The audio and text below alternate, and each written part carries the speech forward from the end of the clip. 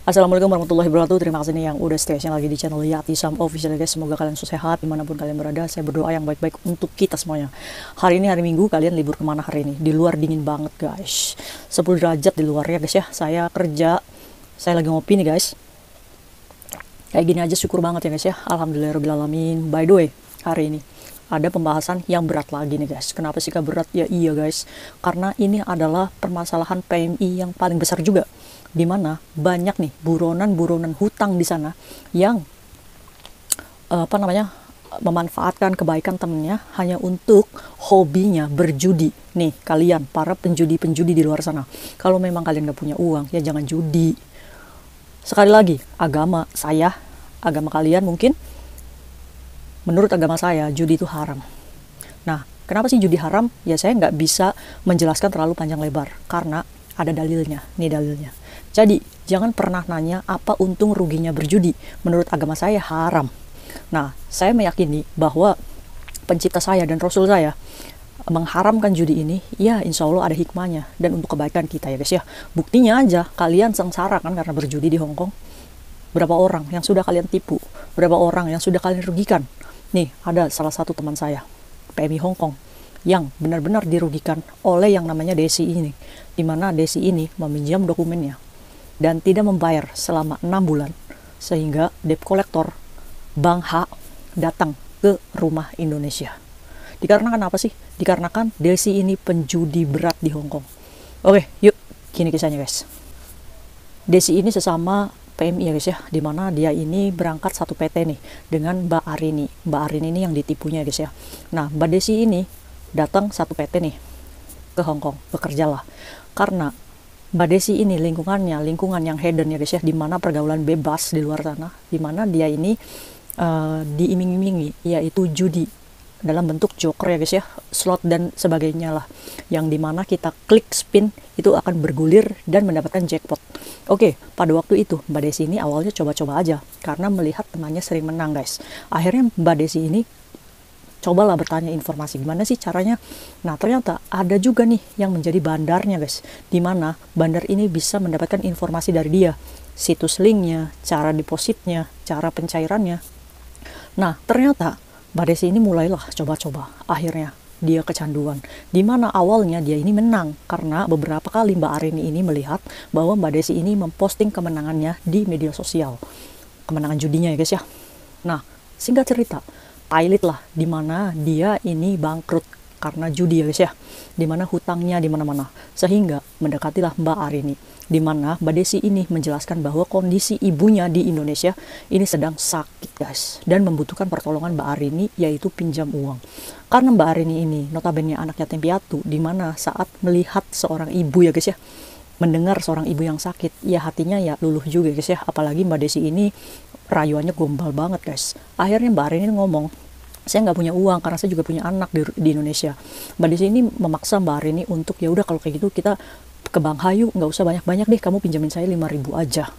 Nah terus kan persyaratan di Bank H itu hanya nomor telepon rumah guys, dimana Mbak Arini ini nggak ada nomor telepon majikan, semuanya diatur beres oleh Mbak Desi, dimana Mbak Desi ini memiliki telepon rumah majikan, dimana Mbak Arini hanya menyerahkan data-datanya aja. Nah Mbak Desi ngomong nih sama Mbak Arini, Rin udah akses aja nih, yuk kita cair. Akhirnya Mbak Arini dan Mbak Desi ini pergilah ke Bank H, dimana pencairan itu ada. Waktu itu Mbak Desi tunggu di luar guys, ya mungkin kalau ikut masuk curiga ya guys ya. Akhirnya cairlah 5.000 dolar Hong Kong, dikasihkanlah uangnya itu ke Mbak Desi. Ya Mbak Desi ini ya nggak ngasih apa-apa ke Mbak Arini. Mbak Arini hanya mengharapkan amal baik aja. Oke, singkat cerita, 1 bulan 2 bulan pembayaran benar nih. Nah bulan ketiga ini cicilannya 900 sekian ya guys ya, di bawah 1.000, tapi dalam tenor 6 bulan. Nah, tenor 6 bulan. Cicilan pertama, cicilan kedua lancar. Nah, kemudian cicilan ketiga ditanyakanlah Mbak Arini, mana setruk pembayarannya? Nah, ngelak lah nih Mbak Desi. Mbak Desi ini mengirimkan setruk 7-Eleven ke Mbak Arini. Mbak Arini nggak lihat tanggalnya. Ternyata yang dikirim adalah setruk bulan lalu guys. Akhirnya ribut lah mereka itu. Dimana Mbak Desi ini termasuknya orang yang hedon ya guys ya, dimana kakak idola, dimana sudah terkenal di luar. Akhirnya Mbak Arini ini dibantu nih, maksudnya Mbak Desi ini punya teman ngebantu nyerang Mbak Arini. Akhirnya karena Mbak Arini nggak mau ribut, dibloklah nomornya Mbak Desi ini, dan ternyata tidak dibayar. selama 6 bulan ada telepon masuk ke Mbak Arini. Bu, ini ada orang marah-marah di rumah, katanya ibu punya hutang. Anak kecil yang tidak tahu apa-apa dimarahin sama debt collectornya guys, ditagih. Nih surat tagihannya kayak gini, privat dan rahasia, dimana surat ini adalah tagihan debt collector Indonesia yang datang ke rumah Mbak Arini dengan nominal tagihan 10.500.000 atau sekitar 4.600 sekian, karena Mbak Desi ini tidak membayar 4 bulan dan sudah dalam waktu 6 bulan guys, nggak ada itikat baik masuk. Akhirnya debt collector yang ada di rumahnya Mbak Arini ini mintalah nomornya Mbak Arini. Akhirnya mau nggak mau dong Mbak Arini ini ngebuka blognya Mbak Desi. Akhirnya dimarahin juga tuh Mbak Desi, kamu itu udah ditolong tapi kayak gini.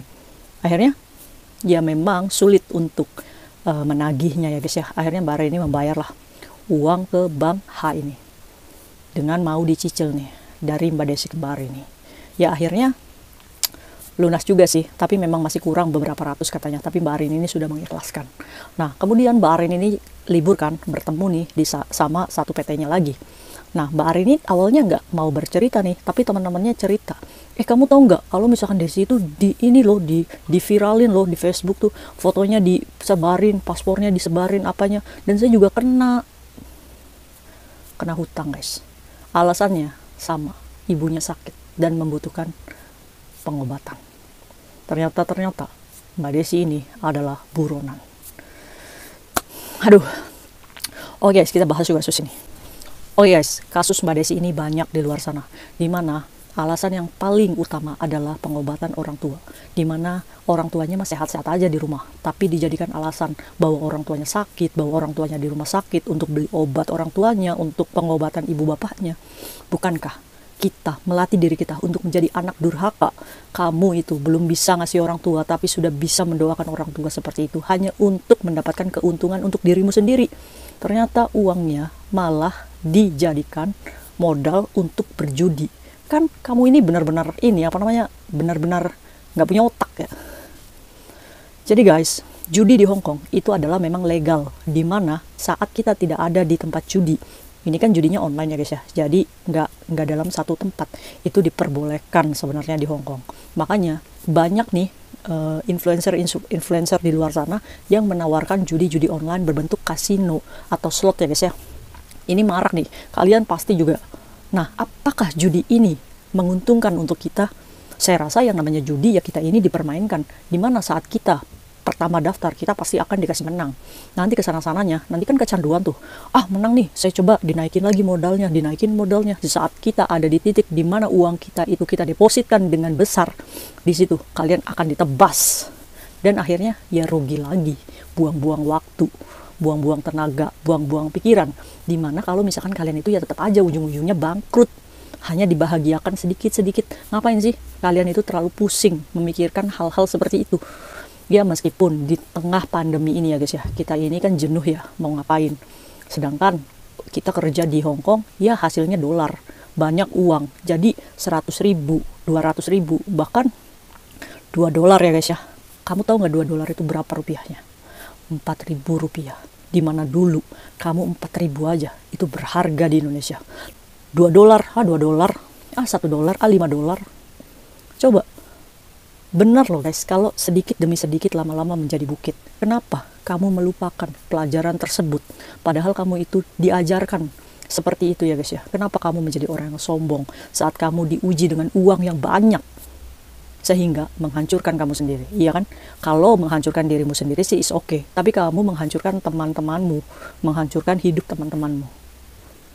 Ya janganlah ya, kalau misalkan kamu hancur ya hancur sendiri aja gitu. Nah saya menceritakan seperti ini untuk kalian, warning untuk kalian, buat siapa aja yang meminjam dengan belas kasihan ya guys ya, atau iming-iming bunga jasa nanti dilebihkan atau apa, udahlah stop aja. Mendingan kita ngasih untuk makan aja atau untuk jajan ya guys ya, itu lebih fair ketimbang kita terlalu memikirkan otak kita. Kembali lagi ke judi online. Oh guys, judi online ini biasanya banyak kakak-kakak idola yang sudah terkenal. Nah, dia ini akan menjadi inceran para bandar-bandar judi online, di mana dia akan menjalin kerjasama. Nantinya kakak-kakak idola yang kalian kenal itu akan dimenangkan dalam perjudian slot ini. maka dia akan memposting di Facebooknya, saya winner, winner, winner, dimana kalian tertarik. Padahal kalian tahu nggak, itu adalah permainan di belakang mereka untuk mengeruk uang kalian. Mau kalian buang-buang uang. Untuk itu sadarlah saat ini dimana kamu masih bisa sadar. Jangan berjudi. Untuk apa guys? Ini kan hak saya, uang saya, ngapain? Kamu repot banget, betul. Betul, itu uang kamu. Yang rugi juga kamu, yang bangkrut juga kamu. Cuma saya berpesan aja kepada kalian penjudi-penjudi di luar sana. Kalau kalian punya uang dan gak sayang-sayang uang, gak sayang-sayang tenaga kamu kerja di sini, ya silakan. Saya kembalikan ke kalian lagi.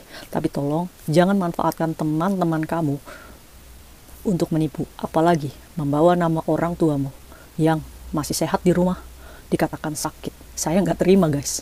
Karena apa? Karena saya juga seorang anak yang mempunyai ibu. Saya sayang sekali dengan ibu saya. Karena saya kepo guys, akhirnya saya mencoba tuh buka aplikasi ini judi online nih, yang banyak nih permainan slot.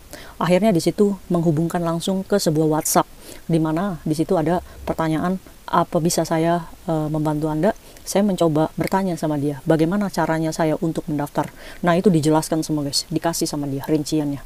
Oke, ternyata setelah saya melihat itu nomor adalah plus 855, di mana kode nomor itu adalah kode Kamboja. Akhirnya saya mencari Kamboja dengan kasino online, di mana Kamboja ini adalah negara miskin yang penghasilan terbesarnya adalah perjudian, di mana Kamboja ini sudah melegalkan perjudian kasino online guys, dan banyak merekrut tenaga dari Indonesia, tenaga dari Hong Kong.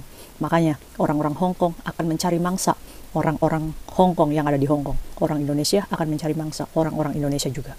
Jangan mau jadi mangsa orang-orang yang sudah ada di balik layar yang akan menjerat uangmu. Nggak akan mungkin kamu itu menjadi kaya karena judi guys. Oke, untuk itu jadi PMI yang sukses ya guys. See you next video. Bye.